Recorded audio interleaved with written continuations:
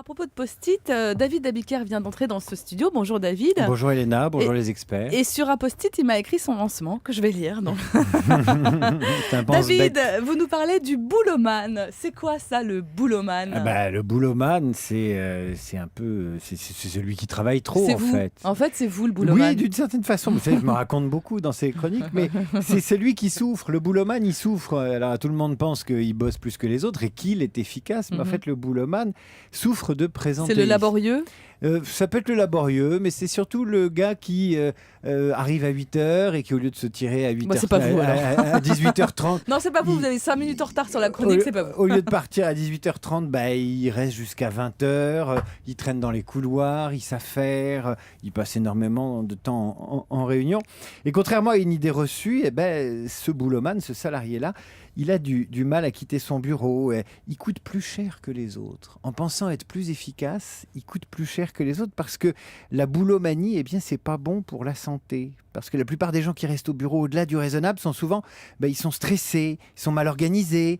Et la combinaison des deux a un coût plus ou moins à long terme pour l'entreprise. Parce que c'est des gens qui fatiguent vite et qui peuvent faire à un moment donné un burn-out. En 2004, il y a une étude américaine qui a montré que la productivité d'un employé pouvait baisser d'un tiers en raison de son présentéisme.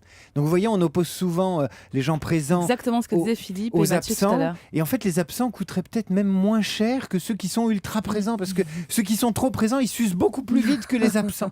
Une autre étude conduite en Angleterre il y a 3 ans a également souligné qu'un salarié qui souffre de présentéisme est 1,5 fois plus coûteux qu'un salarié qui décide de prendre une journée parce qu'il se sent fatigué et qui a peut-être davantage et de meilleurs radars sur sa santé professionnelle. En Belgique, on a fait le calcul, les salariés qui surinvestissent leur travail sont à l'origine de 61% des frais de santé supportés directement ou indirectement par l'entreprise. Alors tout cela, ce sont des études, mais quand même, de quoi on s'est rendu compte? De la même façon que l'absentéisme révèle une difficulté, un mal-être, le présentéisme, c'est pareil. On compense une faiblesse, un manque d'organisation, un stress, une angoisse en passant sa vie au bureau et c'est pas très bon. C'est pas très bon. Donc mon conseil pour être efficace au travail, c'est un conseil que mon premier patron m'a enseigné. Il s'appelait Yves Richard et il me disait toujours un travail, c'est 3 T, comme Thérèse.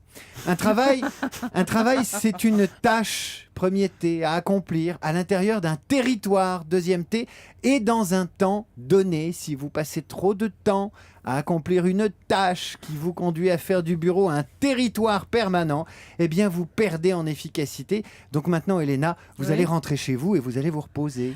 Non, moi, le temps donné, c'est jusqu'à 15h30. Donc, ce que je vous propose, c'est d'aller au bout de mon temps. Non, mais on ne fait pas de la présidence inutile. Après, je libère le studio. Non. J'espère. C'est vrai que du coup, cette histoire de Thérèse, David Abiker, c'est... Ça vous a marqué, Thérèse. Non, c'est amusant. Mais on revient à ce qu'on disait tout à l'heure.